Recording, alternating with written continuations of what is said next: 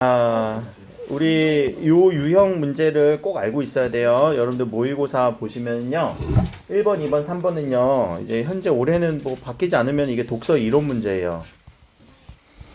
독서 이론 세 문제. 이 독서 이론 세 문제는요. 정말로 틀리면 안 돼요. 틀리면 안 돼. 진짜 틀리면 안 돼. 뭐라고 설명할 길이 없어. 이거 독서 이론이라고 해서 어떤 이론적 개념을 설명하려고 처음에 도입됐을 때 그렇게 했는데 사실 그런 문제도 아니야. 그냥 내용일치 문제야. 확인할 수 있는 기억의 방법이 아닌 것은 이거 내용일치예요. 가서 아닌 거 찾으면 돼. 없는 거 찾으면 되겠지. 자, 두 번째, 윗글에서 보기에 드러난 독서 태도에 대해서 박지원의 독서 태도에 대해서 윗글을 바탕으로 여기서 비판적 읽기에 대해서 여러분들이 생각을 해야 되는데 근데 이론적으로 우리가 접근을 할 수는 있어요. 왜냐면은 우리 읽기에 대해서 여러분들 독서 과목을 다 했을 거야. 근데 교과서의 구성에서 사실적 읽기, 추론적 읽기, 비판적 읽기, 등등등등. 뭐 능동적 읽기 등등등등. 이런 것들이 교과서에서 살짝씩은 언급이 되어 돌아갔거든. 그렇다고 뭐 이 세 문제를 해서 교과서를 다시 공부하느냐? 그럴 필요는 없어. 그냥 이 안에서 여러분들이 공부를 내용을 찾으면 되는 거니까. 이 내용 찾기예요. 1번 문제. 그리고 2번 문제 역시도 이 말에 대해서 이 보기에 대한 여러분들이 한번 요약 평가를 한번 해보세요. 요약과 평가. 이 사람 지금 이렇게 생각하고 있네. 이렇게 독서 태도에 대해서 이렇게 지금 생각하고 있네. 한번 얘기해 볼까? 자, 사기에서는 이렇게 한다고 한다. 그러나 경서에서는 그러지 않다. 책 두 개를 어떻게 하고 있니? 책 두 개를 서로 비교해 보고 있네. 자, 1번 두 개를 비교하고 맞네. 그리고 뒤에 이것은 이 말로 인해서 사실로 만들었으니 믿을 것이 못된다. 이 색을 사실로 믿는다면 논의할 거리가 있다. 이거 좀 신뢰성이 좀 떨어지지 않아? 라고 해서 실제로 있었던 일인가 확인하고 있는 이런 상황, 태도. 지금 이 태도에 대해서 여러분들이 평가를 한번 해보는 거예요. 요약을 한번 해보는 거예요. 그래서 답은 1번으로 가시면 되는 거예요. 자, 이런 문제 푸는 패턴을 여러분들이 연습을 하시면 돼요. 이거에 대해서는. 이거는 완벽하게 문제 독해예요. 문제만 정확하게 풀어내는 방법을 아시면 돼요. 1번 문제는 뭐예요? 내용 일치 문제고. 자, 보기도 마찬가지입니다. 이 보기도 여러분들이 한번 읽으면서 요약하시고 정리하시면 되는 겁니다. 그리고 윗글을 바탕으로 보기를 얘기하는 거니까 보기의 내용 정리 요약하시고 나서 윗글에 있는 내용 1번 문제 풀면서 내용 정리 그래도 했을 거 아니니. 혹시나 모르니까 밑줄 한 번만 쳐오고 갈까? 얘들아, 비판적 읽기는 뭐 하는 거래? 내용, 형식, 검토, 그리고 의도, 이념을 파악하는 이런 걸 밑줄을 좀 쳐주면 되겠지. 자, 그러면은 내용을 파악하는 거, 내용을 검토하는 거, 형식을 검토하는 거, 형식을 검토하는 거. 자, 이렇게 이어지지 않니? 의도나 이념을 파악하는 거, 마지막 부분 있지 않아? 이념. 이렇게 파악하는 거. 여기 나와 있네, 이념. 그럼 각각의 내용들이 전개가 여기서 쭉쭉쭉쭉 되겠죠? 내용을 파악하는 거는 그럼 뭐예요? 타당성과 공정성 판단. 사실에 부합한지 판단. 논리적 비하가 없는지 판단. 주장과 근거는 서로 관련이 있는지 판단. 되게 많네. 그러니까 이건 내용 일치 부분이야. 근데 이런 구조들이 바로 보이면은 오히려 내용 정리하는 거, 내용 일치 부분은 가서 찾기만 하면 되는 거니까 어렵진 않죠. 그렇지? 그래서 첫 번째 문단을 읽고 나서 여러분들이 좀 보시고 항상 들어가는 첫머리에 앞에 부분이랑 연결되는 고리들은 없는지 한번 보시라는 얘기예요. 그렇게 해서 접근성을 좀 쉽게 접근할 수 있게끔 본 다음에 내용일치 부분은 가서 찾으면 되는 거죠. 이거 딱 기억하려면 얼마나 머리가 아파. 안 그래? 여러분들 비판적 읽기라고 하는 이 독서 방법을 이 제목은 알지만 이것에 대해서 뭐 공부한 적은 없을 거 아니야.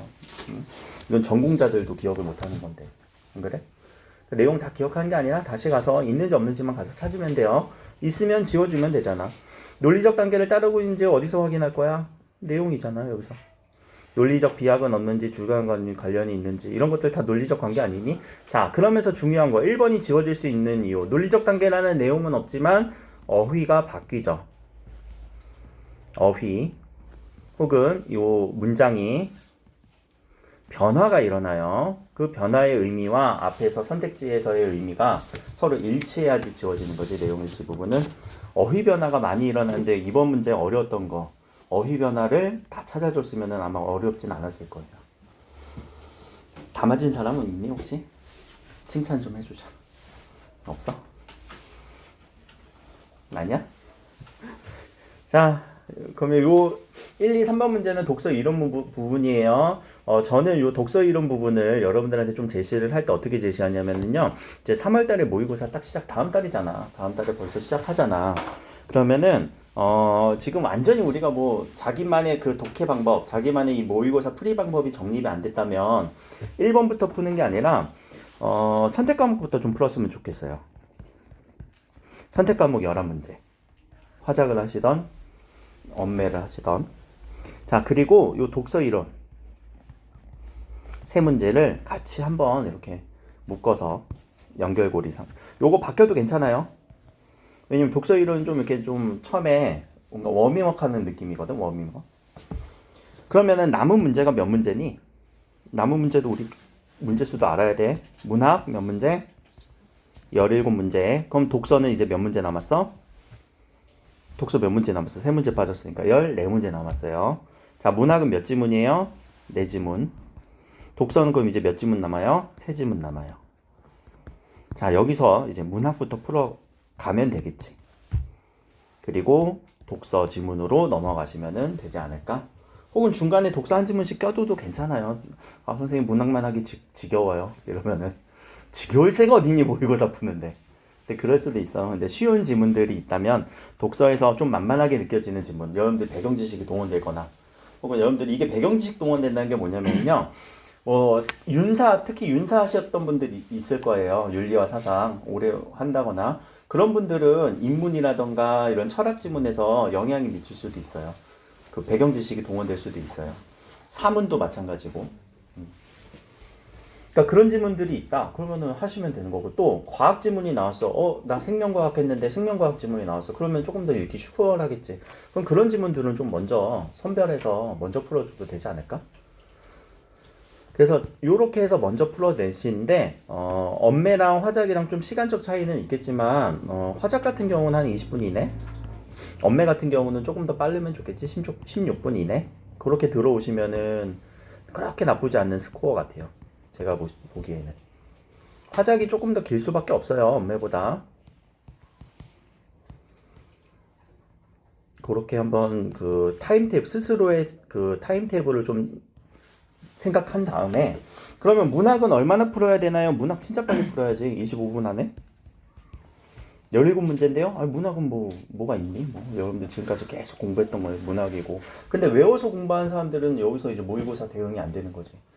아무래도 한 30분 이내에서는 풀어주면은 나쁘진 않는 스코어가 나오지 않을까? 그리고 나머지 이제 모든 시간을 독서에다가 투자를 하시면은 되지 않을까 싶어요. 독서에서 투자한 시간은 한 40분에서 30분 남짓, 30분 이상 남짓. 남은 시간 모든 것을. 그렇게 하다 보면은, 자, 이런 경우가 변수가 발생해요. 독서 한 지문 못 봤어요. 독서 한 지문 못 봤어요. 이렇게 하신 분들은요, 그럼 2등급 정도 나온다라고 생각하시면 돼요. 다른 문제에서 좀 이렇게 그렇게 오답률이 별로, 이제 정답률이 높은 상황에서. 그리고 우리가 문제를 푼다라는 거는요, 문제를 푼다, 여기까지 문제를 정확하게 푼다라는 의미는요, 전제되는 조건이요, 틀린 문제가 거의 없을 정도로 푼다라는 얘기예요. 모의고사 문제는요, 정답이 완벽하게 갈리기 때문에 애매하고 야리꾸리한 문제 안 나온단 말이야. 그렇기 때문에 확실하게 답을 근거를 찾아주는 연습이 평소에 되어 있어야 되고, 그런 전제하에 한 지문 정도 놓쳤어요. 그래도 2등급이야, 국어에서. 그럼 독서 2지문 놓치면요? 그럼 3등급이지. 이렇게 돼요. 그럼 선생님 독서 한 지문만 제대로 풀면 3등급 나오네요. 최저 맞추신 분들 이렇게 한단 말이야. 전략적으로. 근데 아니야. 독서 다 해야지. 다 클리어하면은 1등급이 나오는. 현재는 요런 시스템인 것 같아요. 최근 한 3년 정도 이렇게 모의고사라던가 수능 체제를 보니까. 옛날에 무조건 다 맞아야 돼. 진짜로. 그래야 1등급, 2등급 막 이렇게 갈리고 그랬거든. 근데 지금은 그냥 한 지문 통으로 날려도요. 1등급이 나오는 재작년 수능. 한 지문 통으로 날렸는데 1등급이었어. 왜? 점수가 막 80점대 초반이니까. 왜냐면 요 한 지문이 세 지문이요. 문제 구성이 6개, 4개, 4개 이렇게 구성되기도 해요. 6개, 4개, 4개. 그럼 한 지문 통으로 날리는 게 4개짜리를 날렸겠지. 그치? 그럼 4개짜리 다 날려보자. 최대 몇 점? 9점밖에 안 깎여. 3점짜리는 하나밖에 없으니까. 그래도 90점 이상이 나온단 말이야. 다 맞았다고 산정을 했을 때. 선생님 모의고사 문제를 다 맞는 게 불가능한, 맞춰야 된다니까. 문제를 풀었으면, 읽고 풀었으면 맞춰야 되는 게, 그리고 확실하게 그 문제를 푸는 연습을 여러분들 몸에 딱 배워 놓는 게, 그게 고3의 공부 과정이어야 된다는 얘기예요. 그러면은 지문을 정리하는 독해 연습도 해야 되겠지만 문제를 정확하게 우리가 이해하고 문제 푸는 그 방법들을 연습하는 거예요. 항상 독해는 나눠서 제가 접근을 하죠. 지문을 읽어내는 지문 독해, 그리고 문제를 읽어내는 문제 독해. 좀 전에 제가 말씀드렸던 거는 어떤 문제를 어떻게 접근할 것인가에 대한 그 문제 독해 부분이었어요. 문학부터 하고 돌아옵시다. 문학 뒤로 쭉 넘어가서 비문학은 어떻게 정리를 했어야 되는지 제 방안을 간략하게 설명을 할게요. 이따가 나도 풀면서 뭐 작년에 7점이었으니까 올해도 7점 정도 나오겠거니 싶었는데 올해도 7점인 것 같아. 좀 어려웠지? 저번에도 어려웠는데 고3이니까 좀 만만한 지문들은 없어요. 자, 이제 여기 있는 문학을 좀 읽을 건데 이 작품도 혹시 이영기의 폭포라던가 이정록의 의자 한 번씩 봤던 작품인가? 폭포는 의여고는 좀 공부를 했었을 거고, 그치? 그러면은 자, 시를 읽을 때 저 같은 경우에 내용적인 측면 한번 빨리 파악하는 거, 그리고 표현 형식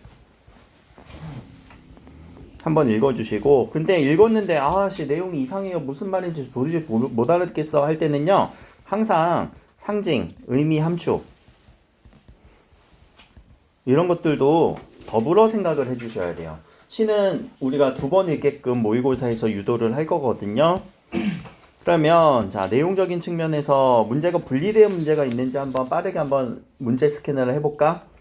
가에 대한 설명으로, 또 기억과 미음은요, 아까 요거 오타가 하나 있었지? 여기 니은으로 써줘야 돼. 니은으로 나와 있니? 아니요. 이거 기억으로 돼 있지. 내가 이후에 고쳤네. 기억인데 다들 센스 있게 했지? 센스 있게 했지? 설마 선생님 기억이 2개인데요 이러지만 안 들어보더라. 요거는 나에 대한 문제네요. 그리고 가와 나를 감상한 거예요. 어디부터 읽을래?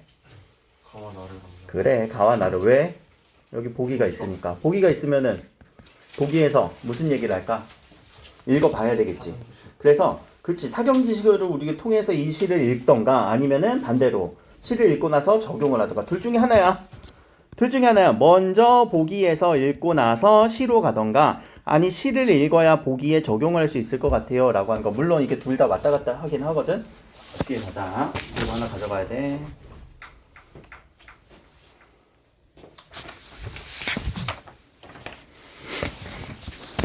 자, 가에서는 자연물을 화자로 나세웠대. 그러네. 또 가만 읽을게요. 먼저 폭포가 벼랑에 떨어져 물보라를 일으키는 모습을 죽음의 이미지로 치환하여, 와, 폭포의 강렬한 표현은 한편 폭포를 품고 있는 산을 인격하여 존재론적 공통을 형성. 뭐 이렇게 어려운 말이 있었냐? 어려운 말 엄청 쓰였네. 그러나 죽음의 이미지로 치환했다. 상징적 의미네. 이미 벌써 의미를 상징적 의미로 부여했다라는 말을 여기서 설명을 하고 있죠. 왜? 자리가 있대요. 아, 자리 있어? 누구 앉아? 아, 연우야? 그럼 앞으로 앉아. 미안해.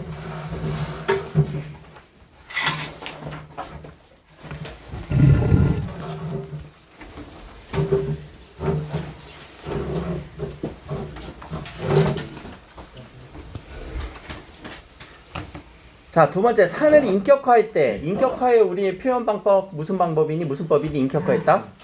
의인법 쓰였네. 그리고 존재론적 고통을 형상화할 때, 이거 무슨 말이지?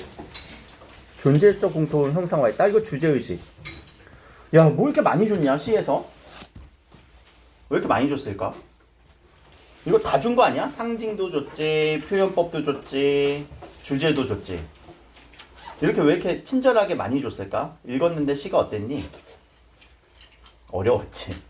시 어렵지 않았어? 시 되게 어렵지 않았니? 한번 읽어볼까? 얘들아, 보기에서 이렇게 친절하다라는 느낌을 나만 갖는 건지 모르겠는데 한번 보자. 그대는 아는가 나의 등판을 어깨에서 허리까지 길게 내려진 실퍼진 칼자국을 아는가? 이 사람 뭐 어깨에서 칼자국이 이렇게 있나 본데? 칼자국이 있나? 목이고 팔이고 조폭 아저씨가 생각나네. 질주하는 전율과 전율 끝에 달만마 이거 숨쉬는 고통, 숨이 끊어지는 고통을 꿈꾸는 그걸 꿈꾼대. 뭐야 이 사람. 벼랑의 직립, 벼랑이 길게 서 있고요.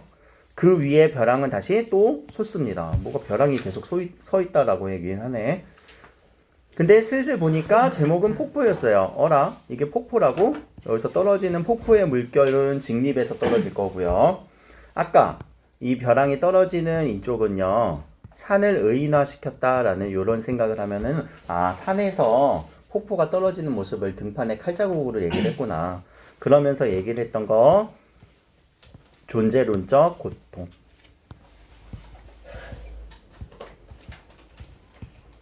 존재론적 고통은 우리 조금만 더 풀어서 설명을 해볼까? 뭐가 고통스럽다는 얘기니? 그 이제 존재 자체가 살아 숨쉬는 이 자체가 그냥 고통이라고 생각하는 다소 긍정적인 시각이야, 부정적인 시각이냐? 부정적인 시각이에요. 여러분들 왜 존재해? 여러분들 왜 존재해? 갑자기 이런 질문 쑥 들어오니까. 근데 여러분들 사는 거 좀 힘들지 않니? 안 힘들어? 행복해? 얼마나 좋아 행복하면. 근데 나는 왜 이렇게 힘드냐? 힘들어 죽겠다 진짜. 나 여기 원래 마스크 쓰면 안 되는데 여기가 좀 헤르페스라고 이게 대상포진 전조 증상. 막 그래요. 막 힘들어 죽겠어. 그러니까 막 이 시가 막 마음 쓰고 와다 막 내 몸에도 막 칼자국 있는 것 같고 막. 대상포진의 그 대상이라는 게 뭐냐면은요 허리띠처럼 이렇게 길게 수포가 올라온다라는 거예요. 그러니까 나도 칼자국이 있는 느낌이라고. 몸에 대상포진 아직 없어. 전조 증상이라고 했지. 자, 그대는 아는가? 난 알 것 같아 이제 슬슬. 석탄기의 종말. 석탄기가 뭐야? 여기 밑에 나오죠 다. 옛날에 그 고생대 그때 종말대 때 종말이랑 고통이랑 뭔가 존재론적 고통이랑 연결되지 이미지들. 그리고 그 장수 잠자리가 날았는데 추락을 했대. 상승 이미지, 하강 이미지를 주면서 얘기를 하고 있고. 연우가 우는구나. 자 여기 저 끝에. 자 나의 자랑은 자멸이래. 잠깐만 우리 자멸이라는 글자 잘못 읽은 거 아니지? 자멸은 무슨 단어야? 자기가 소멸하는 거지. 멸종하는 거지. 근데 그게 자랑거리니? 이상하다 이 사람 좀. 그러면 이거 무슨 법도 여기서 연결될 수 있니? 반어법? 역세법인 것 같은데? 그치? 자랑할 게 자멸밖에 없으니까. 선생님 반어법도 되지 않을까요? 왜 반대로 얘기한 걸까? 그러면은 뭐 아무튼 아이러니가 발생하긴 해요. 그쵸? 왜냐면은 이런 시들이 어려운 이유가 상징성을 너무나 많이 부여해서 그래요. 상징성 부여가 너무 심하면 우리가 너무 어려워 진짜. 이거 뭐야 시가 뭐 이따위야 이런 느낌도 든단 말이야. 근데 그런 거를 깊이 이해하게끔 상징성이라는 거는 우리 한 가지로만 해석할 수 있다라는 거니? 아니에요. 상징은 다양하게 해석할 수 있어요. 어떤 그 범주 안에서. 그러다 보니까 이 사람은 지금 참 고통스러우니까 이거밖에 없겠구나 라고 생각을 하는 거지. 자, 무수한 보관이라는 단어는 뭐예요? 눈이 여러 개 있는 거죠. 그런 것들이 무수한 수정체가 한 번에 박살나는 맹목의 물보라, 폭포가 떨어지는 느낌에서 옆에 저는 이런 생각을 했어요. 물보라가 이렇게 막 흩어지잖아? 그럼 이것들이 다 보관이라고. 그래서 물보라가 이렇게 아주 막 뭔가를 박살내듯이 꽉 떨어지는 그런 느낌이었구나. 그대는 아는가? 폭포처럼 시퍼런 빗줄기 이영류 묵은 칼자국을 아는가? 잠깐만 이거 앞에서 나왔던 느낌인데? 여기 처음 여기. 그럼 얘네들은 무슨 상관? 수미상관. 자, 그렇게 가를 읽고 나서 어디로 가야 돼요? 1번. 첫 번째 문제. 왜? 가에 대한 설명. 특히 얘네들은 표현법 문제였지? 표현법 문제였잖아. 자, 음해형 진술 맞니? 그대는 아는가? 그렇게 해서 넘어가면 안 돼요. 항상 표현법은 표현과 뒤에 효과. 그럼 효과가 제대로 쓰여 있는지도 한번 보자. 주제의식을 드러내고 있다. 이거 그냥 뻔한 얘기 아니야? 뭐 주제의식이 뭐 이거는 큰 의미가 없는 효과지. 그러니까 요 표현과 효과인데 효과가 큰 의미가 없으면 날려버려도 괜찮아요. 의문형 지술 활용됐고. 두 번째, 청자를 명시적으로 설정했니? 대화체야. 청자를 명시적으로 설정했다. 대화체. 그건 대화체이고 그대는 아는가? 그대라고 명시적으로 얘기를 했네. 끊고. 화자의 소망을 부각했다. 어떤 소망? 어떤 소망이지? 너 이거 꼭 알아라 이런 건가? 아니지. 그냥 물어본 거지. 그러면 다소 명확하지 않네요. 2번에 이 부분이. 3번 반복과 수미상관은 나왔고요. 운율 형성 당연한 얘기죠. 반복의 효과 얘기할 수 있어? 반복의 효과 1번 의미 강조, 2번 운율 형성. 이거는 바로바로 그냥 처리가 돼야 됩니다. 운율 형성, 의미 강조. 수미상관의 효과 1, 2, 3, 4. 구조적 안정감. 통일성은 그 후렴구 얘기할 때. 괜찮아. 똑같은 얘기야. 또 뭐가 있니? 의미 강조. 근데 이때 의미는 주제의식까지도 강조할 수 있어요. 또 뭐가 있을까? 운율 형성. 반복되니까. 하나 더 여운 형성. 요 여운 형성은 제가 작년까지는 얘기 안 했거든요. 근데 책을 이렇게 또 문학 이론 책을 보다 보니까 요새 여운 형성 얘기가 조금씩 나오더라고. 여운이 드러난다. 그래서 요 수미상관에 대해서도 요거 이론에 대해서는 제가 언제 또 진짜 우리 수능 특강 들어가기 전에 한번 쭉 정리 한번 해보자. 이런 것들이 그냥 찌르면 바로 나오듯이 나와야 된다고. 안 나오잖아. 그치? 자, 어순의 도치법 활용됐니? 그대는 아는가 무엇을? 활용됐지? 어디서 이용됐어? 첫 번째 1행, 2행. 그대는 아는가 나의 등판을. 그래서 인식을 강조하고 있다. 도치는 강조법 중에 하나예요. 자, 상승의 이미지, 하강의 이미지 쓰였지? 상승, 잠자리는 날았어요. 근데 추락했어요. 그래서 당연히 분위기 조성할 수 있겠죠. 그러면 답은 2번이었겠네. 자, 밑에 가서 왔다 갔다 해서 풀 거야. 가와 나, 가가 풀어보자. 자멸을 직시하는 무수한 수정체는 벼랑에 떨어진 물벌을 일으킨 강렬한 폭포의 모습을 바라보는 시인의 시선을 나타내는 것이겠건. OX.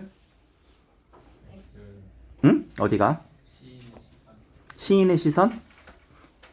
수정체는 시인의 시선일까? 아니지. 옆에 떨어지는 폭포의 그런 모습이겠지. 시인의 시선이다. 에헤이. 그러면 이거는 뭐라고 해야 좀 맞는 선택지가 될까? 뭐라 해야?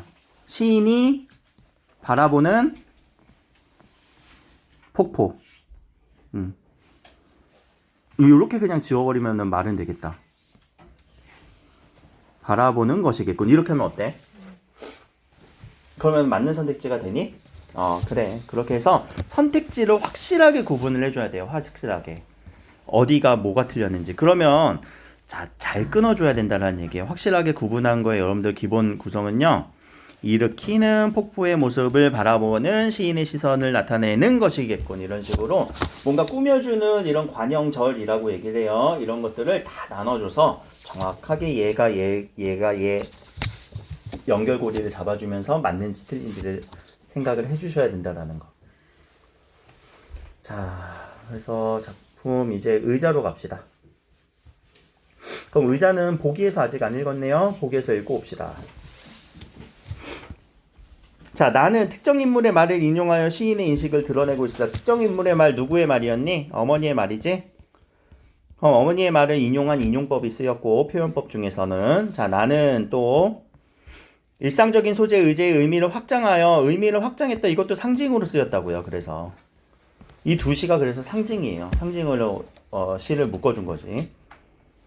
그래서 의지할 수 있는 대상, 의미네. 대상이나 의지할 수 있는 대상, 편안함을 주는 대상, 의지할 수 있는 대상. 한편 인간과 자연, 인간과 관계에 대한 사물의 인식을 어떻게 보여주는지 우리는 읽어주면 되겠지? 자, 그러면 기억, 니은, 디귿 읽으면서 우리가 문제 선택지를 같이 풀어내봅시다.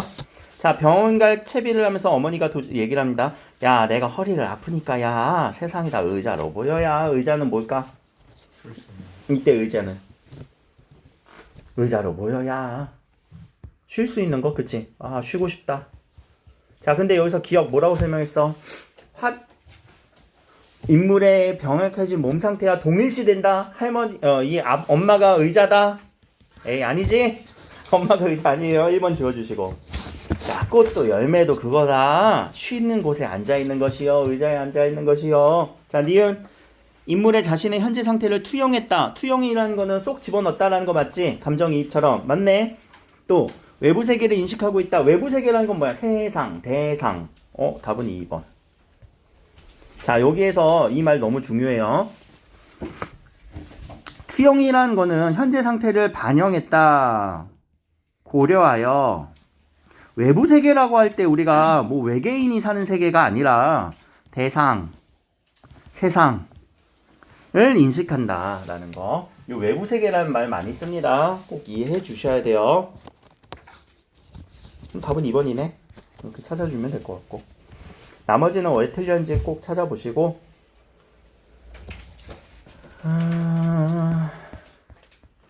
여기도 한번 볼까?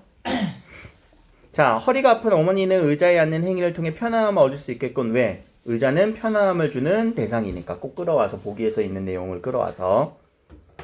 자, 그리고 서로 어머니는 싸우지 않고 살기 위해서 서로 의지가 되는 존재가 되어야 된다고. 그거 의자 하나 내놓고 사는 것이요. 아, 또 반성하게 되네. 여기까지. 반성의 내용은 다음에. 자, 넘어갑시다. 여기 다음 문제예요. 여기 다음 문제 13번.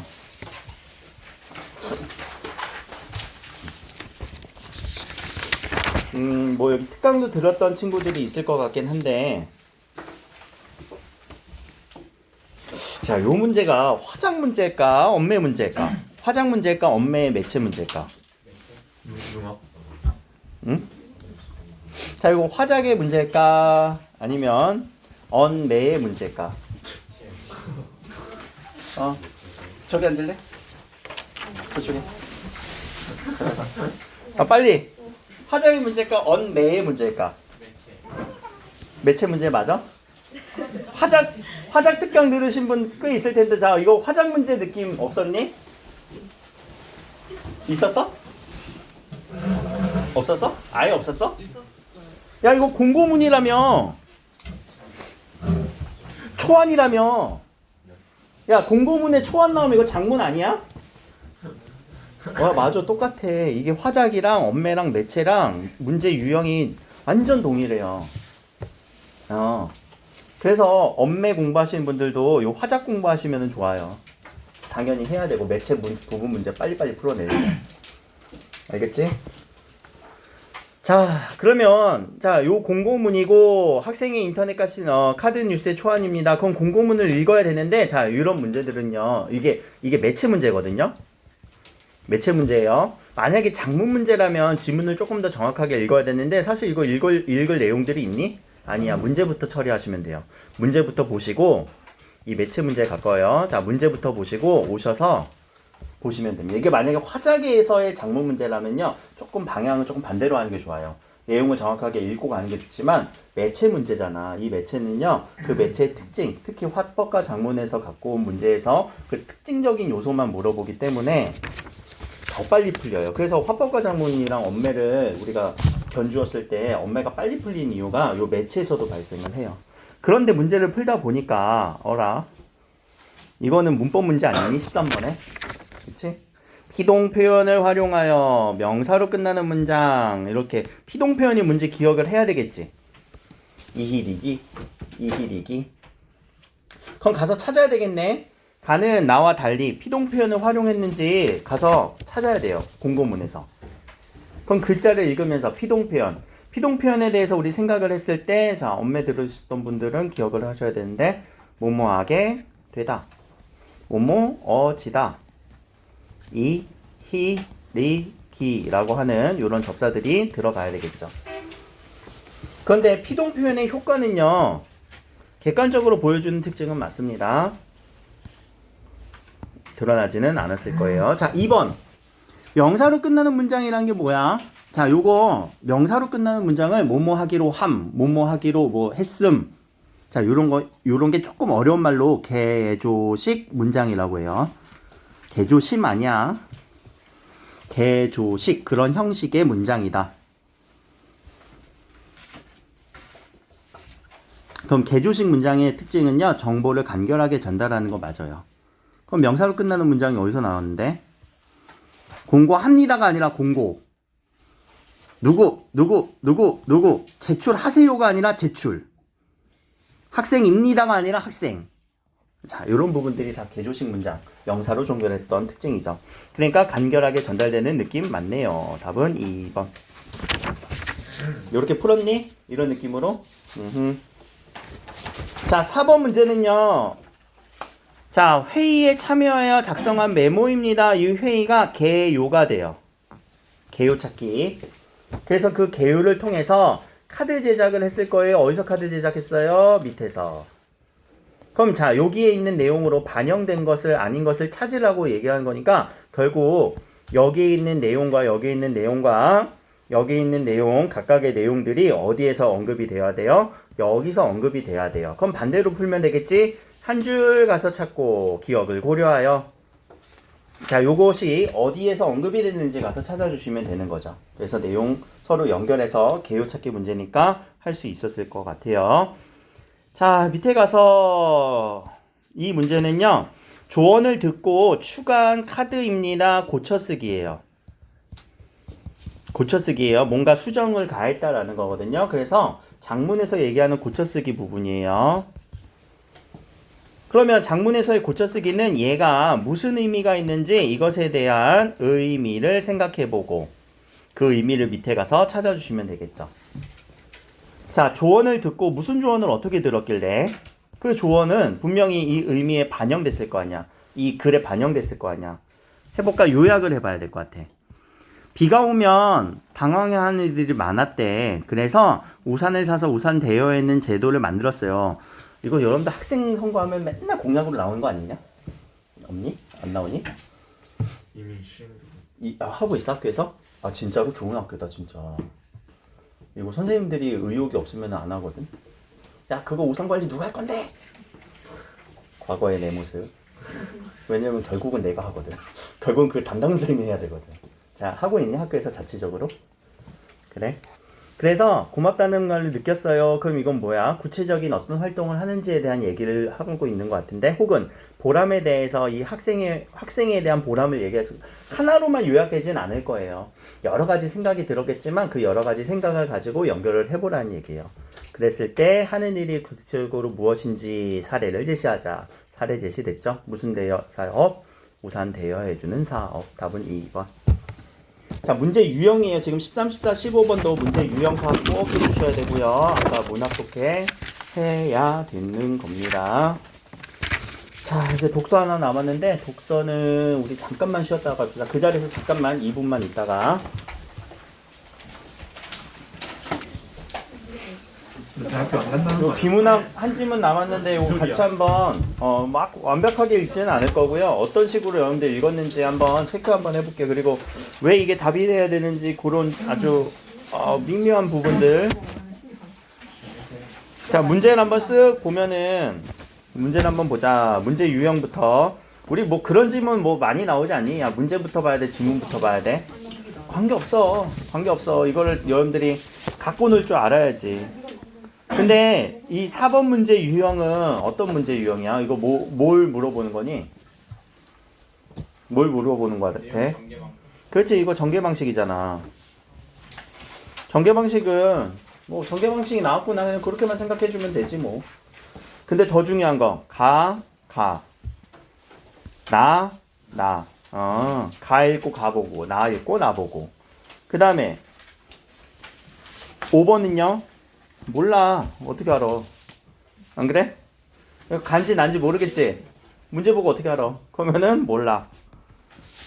6번은 기억은 어딨고 니은 어딨니? 가네. 그럼 적어도 얘는 가 읽고 풀면 되겠네. 그 정도 생각 먼저 해주고. 이거 7번은요. 나 읽고 풀면 되겠네. 뒤에 6번 디귿은요. 나 읽고 풀면 되겠네. 그럼 가 읽고 가 문제 해결 다 해주고 나 읽고 다 해결해주면 되지 않을까? 문제부터 보라는 사람들 이런 식으로 보는 게 아니라 뭐 문제의 어떤 뭐 선택지를 뭐 유튜브도 보니까 뭐 말도 쓸데없는 얘기인데 내 기준에 쓸데없는 얘기인 것 같던데 선택지를 뭐 먼저 읽으세요 이러는데 선택지 읽어도 나 기억이 안 나더라 나는 아무리 해도 난 기억이 안 나는데 혹시 그 방법이 맞으신 분들은 하시고 나는 안 맞는다는 얘기야. 자 A와 가까운 거 이건 그냥 바로 풀어도 되겠다.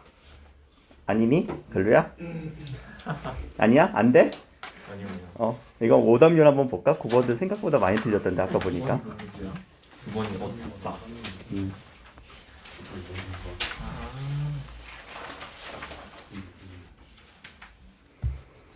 보자. 이거는 제가 다니는 교회 이름이고 9번 다시 한번 볼까? 56%가 보이네 이게. 아유 진짜 절반 맞았네. 가자 해보자. 자 이거는 어떻게 풀어주라고 했어? 첫 번째 A만 보면 안 돼요. A가 어떤 문장이니 주어 목적어 정도는 써보자. 주어 목적어. 그렇지.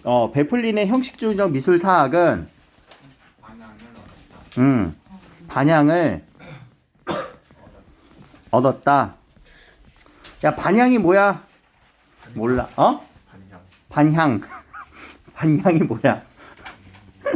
알았어요. 요 향자가요 영향이에요. 영향. 반자는요 반응이에요. 이해됐어? 반응과 영향이 생겼다고 얻었다고. 반대가 아니었네. 근데 이거 돌이킬 반자에서 원래 그 반자는 맞아. 그래요? 반응의 반자도 그 반대의 반자 맞아. 그러니까 그것에 대한 반응, 그것에 대한 영향. 자, 그러면은 이거 얻은 거를 어휘 문제는 세 가지 방법으로 풀어내면은 저 같은 경우는 지금 세 가지인데 조금 더 내가 개발하는 중이야. 사전 보면서. 이거 다 사전에서 나오는 거 파악된 거라고 얘기를 했지? 근데 사전에서는 다 이렇게 구성을 하고 있어요. 첫 번째, 서술어, 자릿수. 두 번째, 유의어. 세 번째, 속성.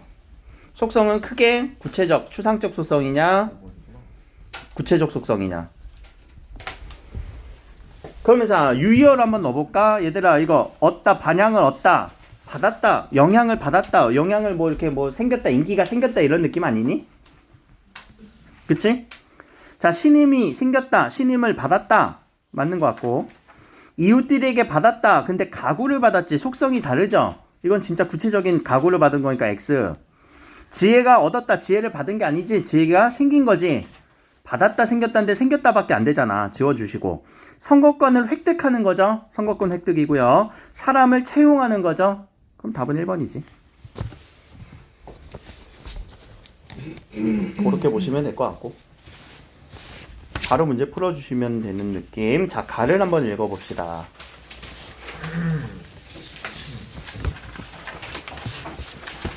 자, 한 번씩은 읽었을 거고 아직 덜 읽으신 분들은 눈으로만 한번 따라오세요. 자, 예술 문제니까 예술 지문이니까 뭐 그렇게 어렵겠어 라고 했는데 웬걸? 뭔 말인지 하나도 모르겠지? 그럴 때는 우리가 독해의 기준은 뭐라고요? 그때의 독해 필요한 거는요 막 깊은 이해가 아니라 정리해 주시면 돼요. 문장 정리를 해주면서 내용 정리만 해주시면 그게 독해가 될 것이다 라는 거. 자, 19세기 말에는 자율성이 나타나고 방법론이 제시되면서 미술사학이라는 학문이 성립했습니다. 배경이네. 뭐가 나타나게 된 배경? 미술사학. 근데 미술사학은 기존의 미술사를 배격했대. 배격이란 말은 뭐예요? 배격. 배척하는 거지? 격자가 격파하는 거예요. 격파. 그러니까 그거는 필요 있어 없어? 필요 없어 라는 생각인 거지. 그래서 미술사는 자 요거는 누구에 대한 질문? 미술사. 그치? 그럼 미술사학에 대한 설명은 미술 작품 고유의 특성을 주모 미술의 역사를 기술하려고 했다. 이게 미술사학에 대한 내용인 거죠. 지문은 항상 이렇게 정리를 좀 해보라는 얘기야. 근데 색깔로 구분하는 게 나는 좋은데 미안하지만 수능 현장에서는 색깔로 구분할 수가 없어요. 그러니까 요거를 빨리 극복할 수 있는 부분. 제가 1학년 때, 2학년 때는 항상 색깔로 이렇게 눈에 띄게끔 구분해줬지만 요걸 여러분들이 스스로 극복을 하셔야 된다라는 거지. 근데 이렇게 구분하면은 벌써 미술사학이 뭔지는 바로 들어오잖아. 그리고 기존에 미술가들이 이렇게 했던 미술사를 배격했다라는 게 눈에 들어오잖아. 정리하는 거예요. 정리. 이렇게 정리만 제대로 해보세요. 자, 미술사학을 성립한 리글. 잠깐만, 기억이 있었는데 리글은 사람 이름일 거고, 그럼 니은은 벨플린. 두 사람에 대한 특징 정리겠네? 그럼 특징 정리 한번 해볼까? 이 사람은 성립을 선도했대. 하나의 특징. 그리고 형식적 특성을 양식이라고 얘기했대. 이것을 주장을 했다. 양식을 주장을 했대. 근데 그 양식에 대한 설명은 이것이죠. 특정 시대, 특정 지역, 이것을 공통적으로 존재하는 형식적, 공통적으로 존재하는 형식. 이것을 양식이라고 했다. 그래서 그런 양식을 형성 과정의 영향을 규명하려고 했다. 양식의 형성 과정과 영향 관계를 보려고 했다. 특징들만 밑줄 치는 거예요. 그래서 그는 모든 예술 창작의 근원에는 자연을 특정한 색채와 형상으로 재구성 표현하려는 예술 의욕 있다고 보았다. 예술 의욕에 대한 설명은 근원에는 자연을 지워져라. 자연을 표현하려는 예술 의욕. 예술 의욕에 대한 설명은 이거지. 양식에 대한 설명은 앞에 가로고. 자, 가로치는 거는 그것에 대한 설명을 가로치는 거예요. 관용절로 지금 다 설명된 거니까. 예술 의욕은 그러니까 관용절 읽을 때는요. 가로치고요. 문장 2번 읽어야 돼요. 어떻게 읽어야 되니? 다시 위에 가서 해보자. 양식은 무엇이다? 특정 시대, 특정 지역 존재하는 형식적 특성이다. 그 다음에 두 번째 읽을 때는요. 양식은 무엇이다? 양식이란 개념으로 리글이 지칭했다. 이렇게 2번 읽어야 돼. 그럼 지금도 다시 한번 읽어볼까? 예술 의욕이란 무엇이다? 자연을 특정한 색채와 형상으로 재구성하려고 표현하려는 것이다. 또 두 번째 읽을 때는 예술 의욕이 있다고 보았다. 누가? 리글은. 알겠지? 관용절로 안긴 이런 개념어 정의할 때는요. 2번씩 읽어주세요. 자, 예술 의욕은 이런 것을 지향합니다.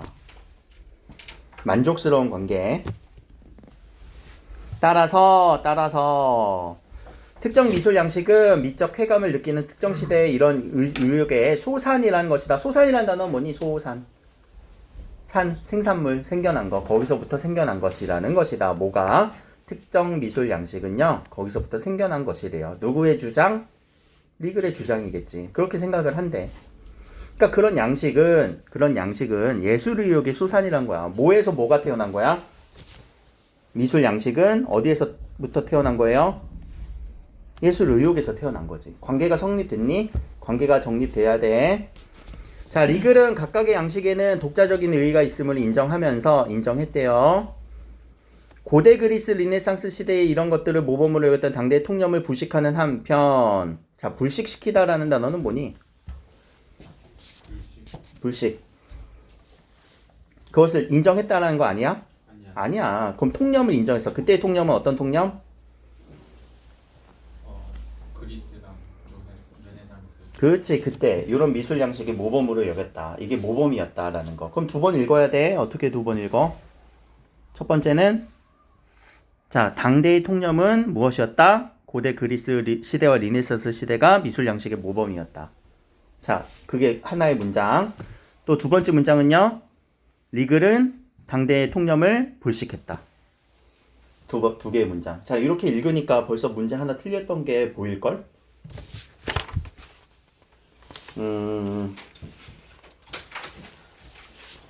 어디서 보였지? 보이는 게 아니었구나. 아니다. 5번에 4번 선택지가 처리가 됐겠구나. 요건 이따 설명할게요.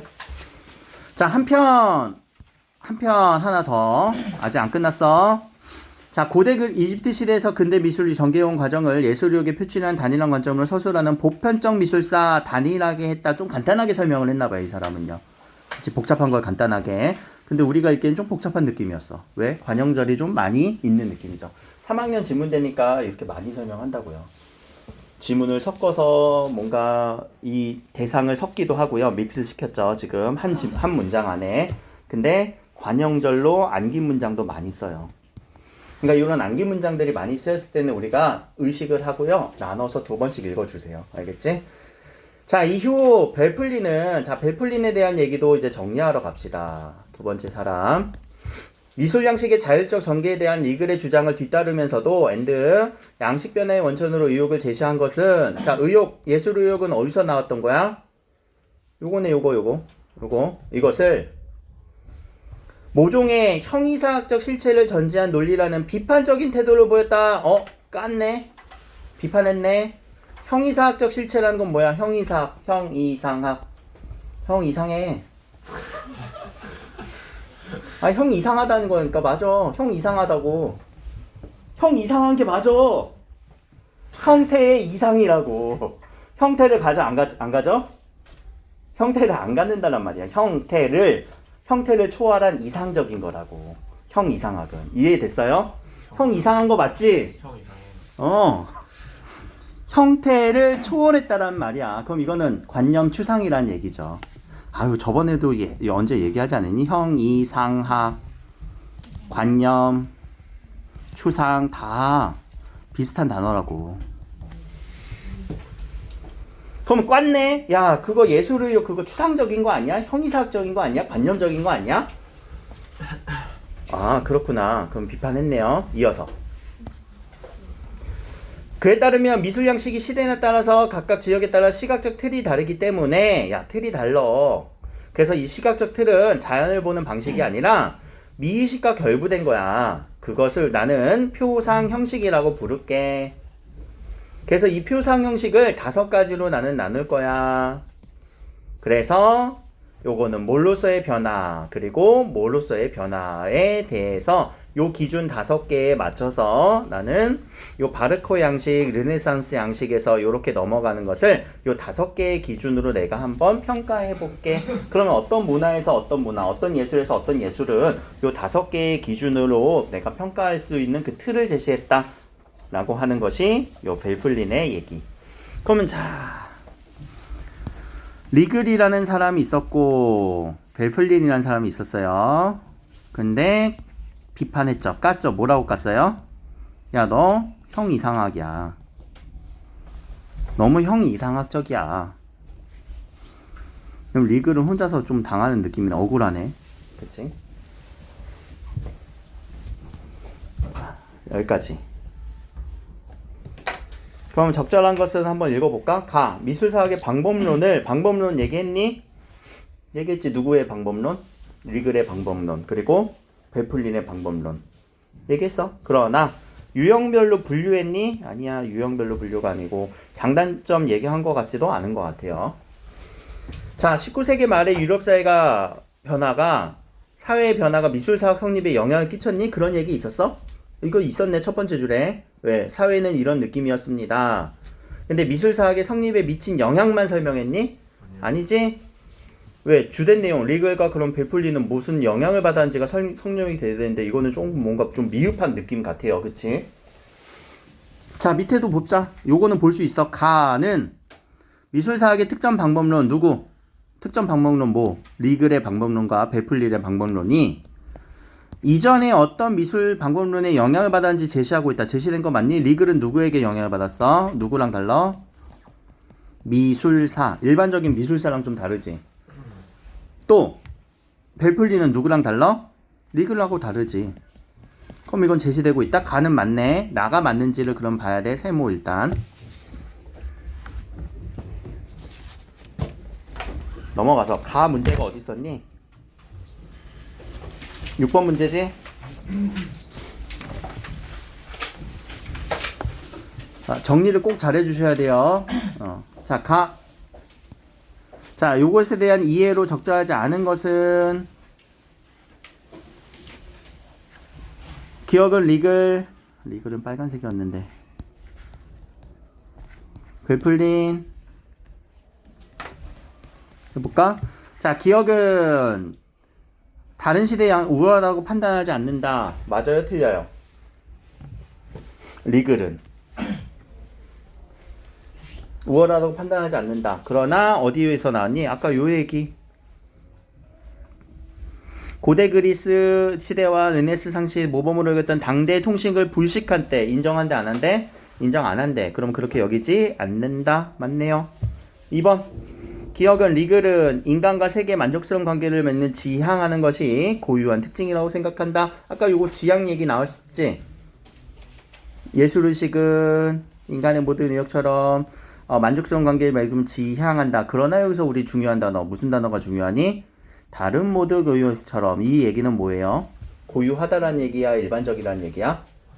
일반적이라는 얘기지. 근데 여기서는 지금 뭐라고 얘기했어? 고유한. 여기서 틀렸네. 자, 되게 치사한 문제지? 답은 2번. 요거 틀리신 분들은 요런 문장에 한 문구를 놓치잖아요? 그럼 절대 안 풀려요. 그래서 이거는 사실 가서 막 문제 찾기 영역이었어. 되게 복잡한 문장을 주는 이유는요. 누가 빨리 찾나요? 이거 깊은 이해가 필요한 게 아니에요. 누가 이 문장을 빨리 정리해서 빨리빨리 찾나요? 그런 연습이에요. 어려웠지? 내용이 많고 막 깊은 이해를 우리한테 요구할 것 같지만 아니 누가 빨리 찾나였어. 그러면은 자, 요 나지문은요. 제가 어떻게 읽었는지만 좀 정리하시고 그 다음에 잠깐 수업을 쉬어야 되겠네. 자, 벨플리는 나를 이제 읽어보자. 반향을 얻었다. 반향은 뭐라고? 반응과 영향을 얻었습니다. 자, 그러나 누가 또 나왔어? 바르부르크. 자, 바르부르크는 도외시한다고 비판했대. 또 비판했네. 야, 너 왜 이렇게 도외시하냐? 도외시라는 건 뭐야? 도외시가 뭐야? 이게 뭐야? 어? 외시하다는 게 뭐니? 중경외시? 웃는 사람은 아는 거고. 외시가 뭐야?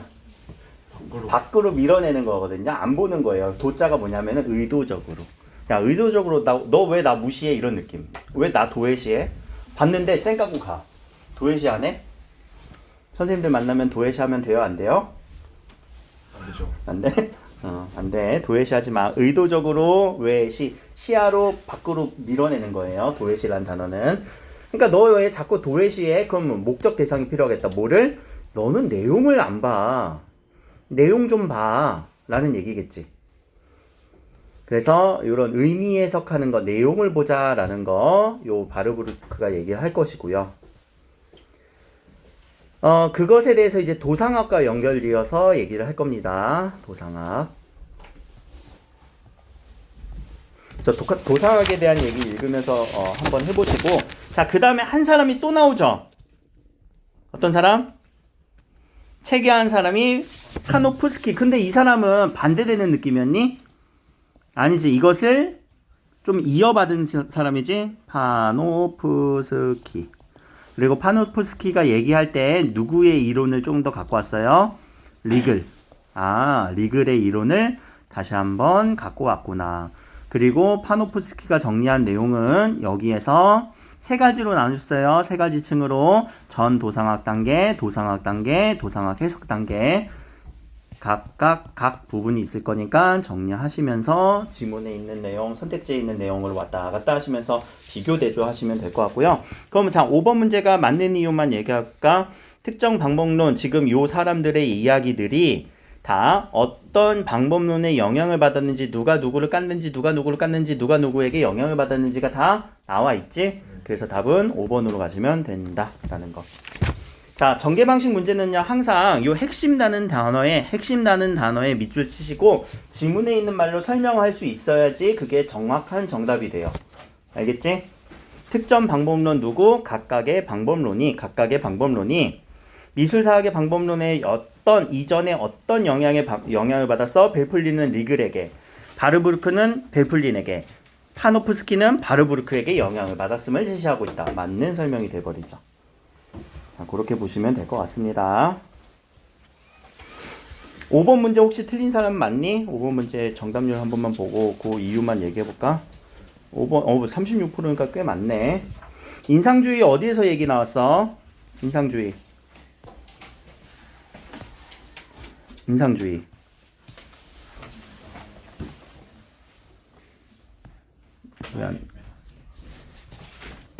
인상주의 한번 찾으러 가보자. 인상주의.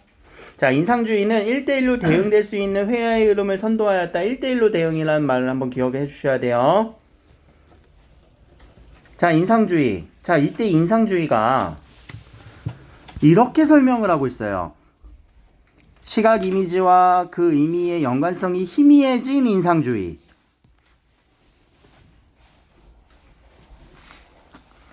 그럼 자, 시각 이미지와 그 의미의 연관성이 희미해졌다는 건 대응됐다라는 거야, 안 됐다는 거야? 아니야. 이거 대응되지 않았다라는 말인데, 여기서 대응될 수 있다라고 얘기했잖아. 그래서 틀린 거예요. 자, 바뀐 말이지. 지문에 있는 말을 우리가 선택지로 얘기를 할 때 말을 바꿔버려요. 희미했다라는 거는 얘들아 진짜 연관성이 희미해졌다는 거는 안 보인다라는 얘기잖아. 안 보인다. 아, 눈에 안 보여. 안 보인다는 얘기야? 비유적으로 쓰인 거잖아. 이런 비유의 의미를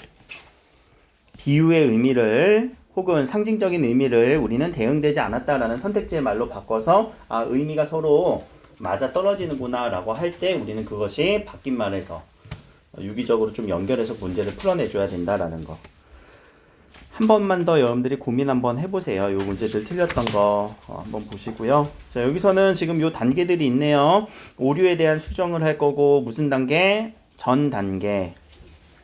전 도상학 단계, 도상학 단계, 그리고 도상 해석학 단계. 나 지문에서 세 단계가 제시됐습니다. 그것을 여기다 적용 한번 해보시면 그렇게 어렵지 않게 풀 수 있을 것 같습니다. 여기까지 합시다.